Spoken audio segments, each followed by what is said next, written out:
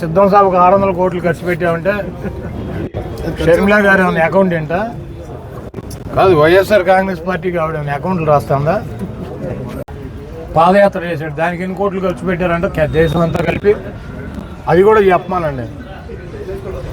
ఇవన్నీ ఏంటంటే జగన్మోహన్ రెడ్డి గారిని ఓడించాలి. జగన్మోహన్ రెడ్డి గారి మీద బీజేపీ, జాతీయ పార్టీ కాంగ్రెస్లు రెండు, ఇక్కడ లోకల్గా ఉన్న party Telugu Desam, Janasena, CPI, CPM, వీళ్ళందరి దృక్పథం, వీళ్ళందరి ఆశయం ఏంటి? ఒక కాంగ్రెస్ పార్టీ బీజేపీతో అలయన్స్ ఉన్నటువంటి తెలుగుదేశం పార్టీని ఆవిడ గెలిపిస్తానికి ప్రయత్నం చేస్తానంటే ఏమనాలి ఆవిడని? ఇప్పుడు జగన్మోహన్ రెడ్డి గారిని ఓడించాలి, ఎవరిని గెలిపించాలి? షర్మిలా గారు ఏం చెబుతారు? ఎవరిని గెలిపించమంటారు? చంద్రబాబు నాయుడు గారినా బీజేపీని గెలిపించమని చెబుతారా? బీజేపీ ఎంపీలను 6 ఎంపీలను వాళ్ళు పోటీ చేసిన 6 ఎంపీల్లో ఓటేసి బీజేపీని గెలిపించమని షర్మిల గారు ప్రచారం చేస్తారా? ఇప్పుడు ఆవిడ వచ్చి ఏముంటుంది, మణిపూర్లో క్రైస్తవులను ఊచకోత కోసారు, జగన్మోహన్ రెడ్డి మాట్లాడలేదంటాడు. ఎక్కడ మణిపూర్, ఎక్కడ ఆంధ్రప్రదేశ్? మణిపూర్లో క్రైస్తవుల మీద ఊచకోత కోస్తే ఎవరు మాట్లాడాల్సింది? ఎవరు? జగన్మోహన్ రెడ్డి గారు ఈ రాష్ట్ర ఆంధ్రప్రదేశ్ ముఖ్యమంత్రి. ఈవిడ వెళ్ళిందా మణిపూర్? ఈవిడ వెళ్ళిందా? తెలంగాణనే నాది, తెలంగాణనే నేను, తెలంగాణలోనే అన్ని అని తెలంగాణ తిరిగింది. ఆ రోజు మణిపూర్ గురించి ఎందుకు మాట్లాడాల? మరి ఫాస్టర్గా ఉన్నటువంటి బ్రదర్ అనిల్ గారు వెళ్ళాడు అక్కడికి, లేకపోతే కాంగ్రెస్ పార్టీకి సంబంధించినటువంటి సోనియా గాంధీ వెళ్ళిందా?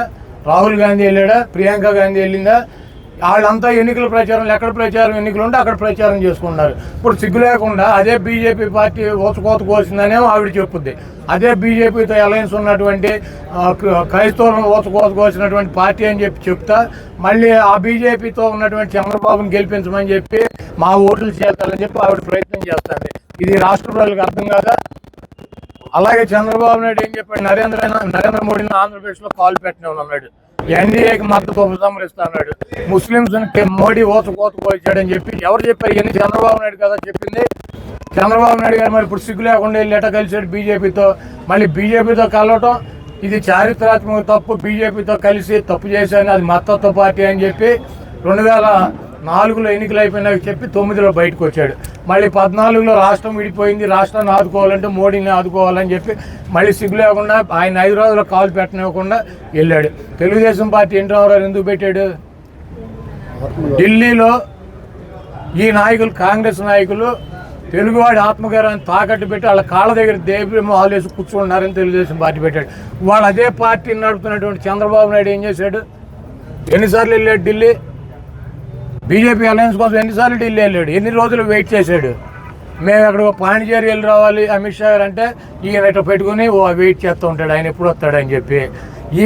ఈ గతి ఎవరు? తెలుగువాడి ఆత్మగౌరవం కోసం పెట్టినటువంటి తెలుగుదేశం పార్టీ తెలుగువాడి ఆత్మగౌరవాన్ని ఢిల్లీ వీధుల్లో తాకట్టు పెట్టలేదా? ఈ దొంగ, ఈ 420 ముఖ్యమంత్రి పదవి కోసం చంద్రబాబు సిగ్గు లేదా మాట్లాడతాకే షర్మిలా గారు బీజేపీ అలయన్స్ ఉన్నటువంటి తెలుగుదేశం పార్టీని గెలిపించాలంటది. మళ్ళీ ఆవిడే వచ్చి మణిపూర్లో క్రైస్తవులను ఊచకోత కోసారు. ఎవరు కోసారు? అక్కడ ఏ ప్రభుత్వం ఉంది?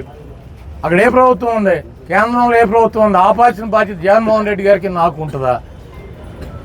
ఆయన క్రిస్టియన్ మిషనరీ పెట్టి క్రైస్తవుల కోసం పాటుపడేటువంటి వ్యక్తి అనిల్ అని చెప్తాడు. ఎవరు వెళ్ళి ఆపాలి? ఎవరు వెళ్ళి వాళ్ళని పరామర్శించాలి? వాళ్ళు అటువంటి పార్టీకి వీళ్ళు వెళ్ళి మద్దతు ఇస్తారు. ఇవన్నీ రాష్ట్ర ప్రజలు గమనించట్లేదా? ఈ పనికి మాలిన మాటలతో కాంగ్రెస్ పార్టీ 0.9% ఉన్న ఓటింగ్ 0.7కో 6కో వస్తుంది. షర్మిలమ్మ కాంగ్రెస్ పార్టీకి నాయకత్వం వహించిన ఇక్కడ ఎవడో అభ్యర్థులు మారే పరిస్థితి లేదు, అసలు కాంగ్రెస్ జెండా పట్టుకునే పరిస్థితి లేదు, ఎవడో ఒక 50,000 రూపాయలు కూడా పార్టీకి ఖర్చు పెట్టే పరిస్థితి లేదు. ఆవిడేదో కళలు కానీ ముఖ్యమంత్రి అవ్వాలని తెలంగాణలో పార్టీ పెట్టి ఆ దుకాణం హుస్సేన్ సాగర్లో కలిపేసి ఇక్కడికి వచ్చి జగన్మోహన్ రెడ్డి గారిని ఏదో సాధించాలని చూస్తుంది. ఇవన్నీ కూడా ఈ రాష్ట్ర ప్రజలు గమనిస్తున్నారు.